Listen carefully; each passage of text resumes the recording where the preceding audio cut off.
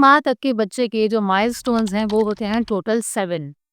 सबसे पहला है हेड कंट्रोल यानी कि गर्दन संभालना, eye tracking, sound response, tummy strength, hand awareness, cooing and last में है सोशल स्माइल। इन तमाम को मैं डिटेल में एक्सप्लेन करूंगी, लेकिन बात यहाँ पे ये है कि पेरेंट्स कंफ्यूज्ड होते हैं कि मेरा जो बेबी है वो चार्ट के अकॉर्डिंगली माइलस्टोन अचीव नहीं कर रहा। तो यहाँ पे एक बेसिक बात समझने की ज़रूरत है कि जो ये जितने भी माइलस्टोन्स होते हैं ये ट्रेंड बेस्ड होते हैं। मीन्स कि मेजॉरिटी बच्चा जिस तरीके से माइलस्टोन अचीव कर रहा है उसके अकॉर्डिंगली ये चार्ट बनाया जाता है। हर बच्चे का माइलस्टोन स्पेसिफिक होता है, लेकिन एंड में मैं आपको एक और बात भी बताऊंगी कि हमें कब बहुत ज़्यादा ख्याल करना चाहिए, कौन सा वो टाइम पीरियड है।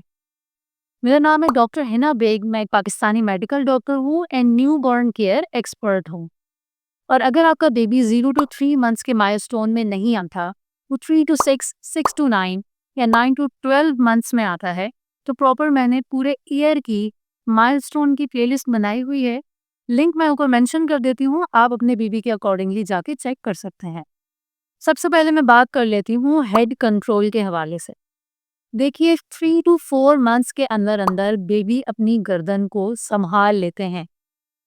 अमेरिकन एकेडमी ऑफ पीडियाट्रिक्स की जो 1992 की रिपोर्ट है वो ये बात कहती है कि जितना ज़्यादा आप बेबीज़ को टमी टाइम देंगे यानी पेट के बल लिटा के रखेंगे शुरू से ही, तो उतना ही ज़्यादा बच्चे का हेड कंट्रोल स्ट्रॉन्ग होता चला जाएगा।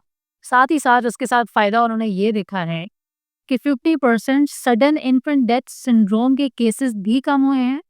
और जो बच्चों का फ्लैट हेड हो जाता है जिससे माएँ बहुत ज़्यादा परेशान रहती हैं कि पीछे से मेरे बच्चे का सर फ्लैट हो गया है, वो वाले केसेस भी कम हुए हैं। तो टमी टाइम एक बहुत इंपॉर्टेंट चीज़ है जो कि हेड कंट्रोल में रोल प्ले करती है। अगर आपको ये पता करना है कि एज के अकॉर्डिंगली मैं अपने बेबी को कितनी देर के लिए टमी टाइम दूँ, क्या प्रोसीजर है, प्रॉपर गाइडेंस आपको चाहिए, तो मैंने टमी टाइम के ऊपर भी एक वीडियो बनाई है। लिंक मैं ऊपर मेंशन कर देती हूँ, आप लाजमी उस पे जाके चेक कर लीजिए। नेक्स्ट बात कर लेती हूँ आई कॉन्टैक्ट के हवाले से। देखिए जो 3 मंथ्स का बच्चा होता है, पैदाइश के बाद से बच्चों की जो आई साइट है, जो नज़रें हैं, वो कमज़ोर होती हैं। कमज़ोर होने के साथ साथ कलर्स भी उनको बहुत कम नज़र आते हैं। 3 माह का बच्चा सिर्फ और सिर्फ ब्लैक और वाइट कलर देख सकता है।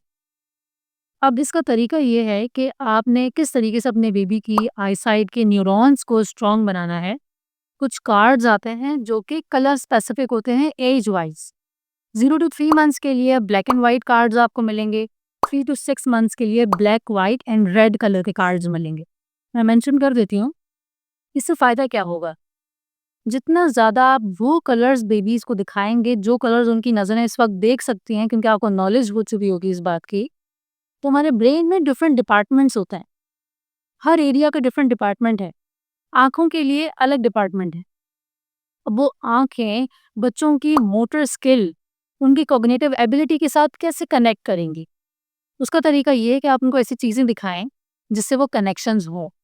क्या आप जानते हैं कि हमारे ब्रेन में टोटल 100 बिलियन न्यूरॉन्स हैं और ये बिलियन न्यूरॉन्स आपस में कनेक्ट करते हैं। और ऑन एवरेज ये बात देखी गई है कि एक न्यूरॉन 10,000 कनेक्शन एक साथ बनाता है।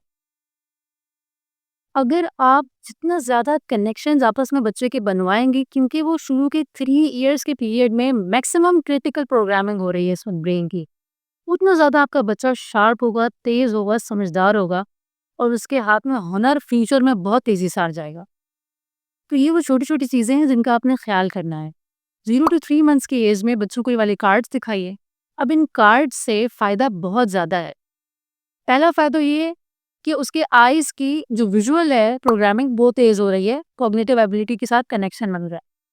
दूसरा फ़ायदा ये कि उसका मोटर कंट्रोल आ रहा है। किस तरीके से? आप कोई भी चीज़, जैसे मेरे पास ये रैटल है, आपने बेबी को यूँ करके दिखाना है, तो वो इस तरफ देखेगा। फिर आप उसको मूव करके लेके जाएँगी, तो वो फिर इस तरफ दोबारा से उसको देखेगा। फिर बच्चों की विजुअल कंट्रोलिंग आएगी, उन्हें मालूम होगा कि मैंने अपने आइज़ के मसल्स यहाँ से यहाँ मूव करने हैं। आइज़ के मसल्स स्ट्रॉन्ग होते हैं।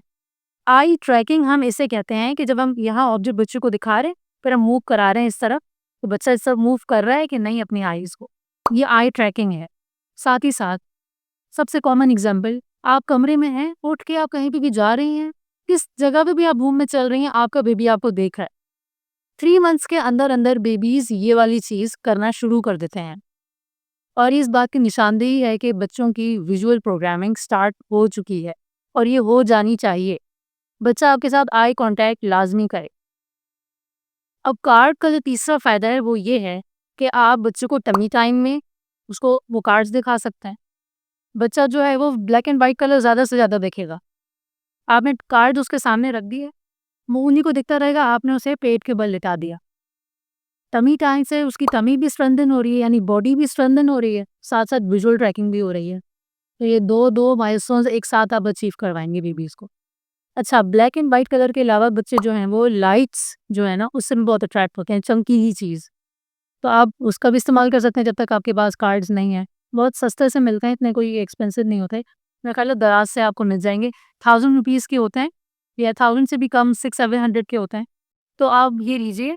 आप ऐसे कर सकती हैं कि चलें आप 6 मंथ्स तक का ले लें, मतलब कि white, black and red colour का ले लें एक साथ। तो वो फिर ये होगा कि 6 मंथ्स का एक साथ हो जाएगा। मैंने तो इसी तरीके से किया था, मैंने white, red and black colour की है। बहुत ज़्यादा फ़ायदा होता है इन चीज़ों से, छोटी-छोटी चीज़ें आपको अपने बेबीज़ के बारे में पता होनी चाहिए।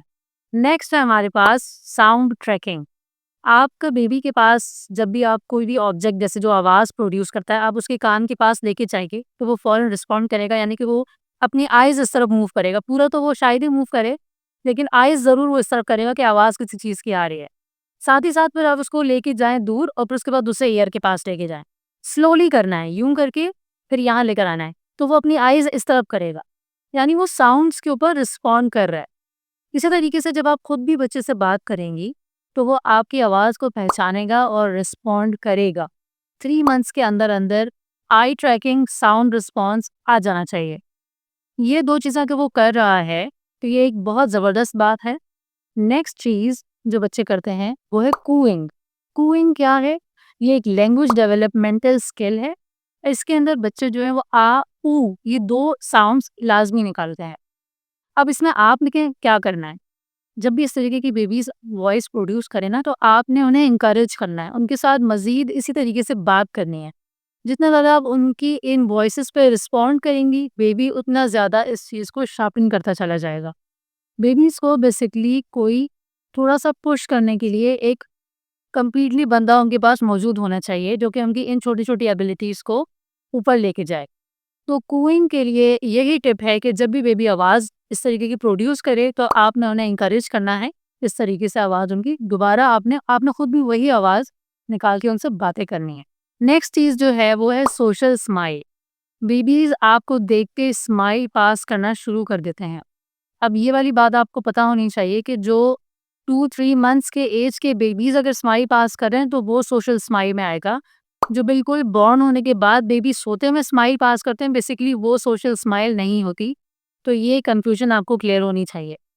सोशल स्माइल को आपने मज़ीद शार्पन करना है, तो उसके लिए आपने बेबी के साथ फ़ेस टू फ़ेस रोज़ाना के 10 से 20 मिनट्स लगाने हैं।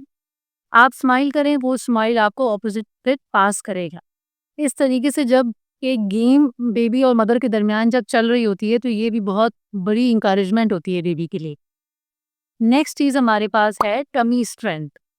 टमी स्ट्रेंथ बेसिकली ये है कि आपका बेबी 3 मंथ्स के एंड तक अपने शोल्डर्स का भी इस्तेमाल करेगा टमी टाइम देने के लिए। और अगर वो ऐसे कर रहा है, तो इट मीन्स कि उसकी बॉडी स्ट्रेंथनिंग अच्छी हो चुकी है। शोल्डर का इस्तेमाल करने से बच्चे की नेक होल्डिंग तेज़ी से होगी। 3 मंथ्स के अंदर-अंदर बच्चा अपनी नेक होल्ड कर सकता है।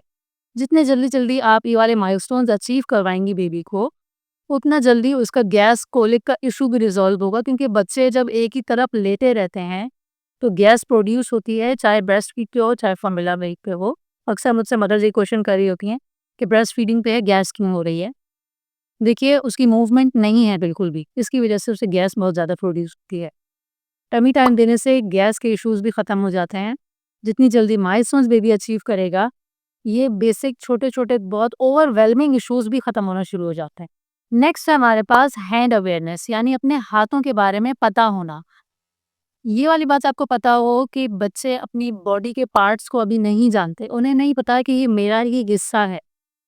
3 मंथ्स के अंदर-अंदर बेबीज़ को ये पता लगता है कि ये उनके हाथ हैं। वो अपने हाथ बार-बार हाथ के सामने, चेहरे के सामने करके उन्हें चेक करते हैं, उनको एक्सप्लोर करने की कोशिश करते हैं कि ये क्या चीज़ है। अगर आपका बेबी इस तरीके से कर रहा है, आपको ये वाली बात पता होनी चाहिए कि ये 0 टू 3 मंथ्स के माइलस्टोन्स में आता है। इन तमाम चीज़ों में से अगर आपका बच्चा कुछ चीज़ें सीख रहा है, कुछ नहीं सीख रहा, थोड़े आगे, थोड़ा पीछे, तो आपने परेशान नहीं होना। बच्चा अपनी एज स्पेसिफिक माइलस्टोन्स अचीव करता है। कुछ बच्चे 6 मंथ्स भी लगा देते हैं इन कुछ माइलस्टोन्स को अचीव करने में। लेकिन आपने किस चीज़ का बहुत ज़्यादा ख़्याल करना है, वो ये कि जितने भी ये माइलस्टोन की इंटरवेंशन के ऊपर जस्ट काम किया गया, तो ये देखा गया कि जितना अर्ली आप रिस्पॉन्ड करेंगी उतना ज़्यादा अच्छा है। क्योंकि बेबी का जो ब्रेन है, उसका जो क्रिटिकल पीरियड है यानी ज़्यादा से ज़्यादा बनने का जो टाइम पीरियड है वो 3 इयर्स है। इन 3 इयर्स में बच्चे को जितना ज़्यादा आप एक्सपीरियंस देंगी डेली लाइफ के, उस एक्सपीरियंस की वजह से वो ज़्यादा से ज़्यादा न्यूरल कनेक्शन बना सकेगा। उन एरियाज़ को जो पर्टिकुलर हैं विजुअल ट्रैकिंग, आई ट्रैकिंग, उनको वो फायर कर सकेगा और फिर उसके बाद वो स्किल सीख सकेगा। ये बात मैं अपनी तरफ से नहीं कह रही हूँ कि मैंने ये बुक पढ़ी है द होल ब्रेन चाइल्ड। इसके अंदर ये वाली बात लिखी हुई है कि ब्रेन का प्रॉपर पूरा निज़ाम एक्सपीरियंस बेस्ड होता है। आपने जितना ज़्यादा बेबी को एक्सपीरियंस प्रोवाइड किया क्योंकि इस वक़्त पेरेंट का काम है, तो उतना ही ज़्यादा बेबी स्किल ज़्यादा सीख सकेगा, जल्दी शातिन हो सके। तो जब हमें इन छोटी-छोटी चीज़ों की इन्फॉर्मेशन है, तो हम क्यों नहीं अपने बेबीज़ को बहुत बेहतरीन इंसान बनाएँ। जितने भी माइलस्टोन्स का मैंने ज़िक्र किया है, सीडीसी की वेबसाइट है, वो मैं डिस्क्रिप्शन बॉक्स में नीचे लगा देती हूँ। आप उसको देख के भी अपने बेबी के अकॉर्डिंगली उसको कन्फर्म कर लीजिएगा। लास्ट में बात ये है कि अगर आपको बेबी की फूड रिलेटेड कुछ रेसिपीज़ चाहिए, जिसमें बेबीज़ की इम्यूनिटी बूस्ट हो सके, उनका वेट गेन हो सके, तो उसकी भी प्लेलिस्ट मैं यहाँ पे मेंशन कर देती हूँ। मेरा नाम है डॉक्टर हैना बेग। इंशाल्लाह मिलती हूँ मैं अपनी नेक्स्ट वीडियो में। शुक्रिया।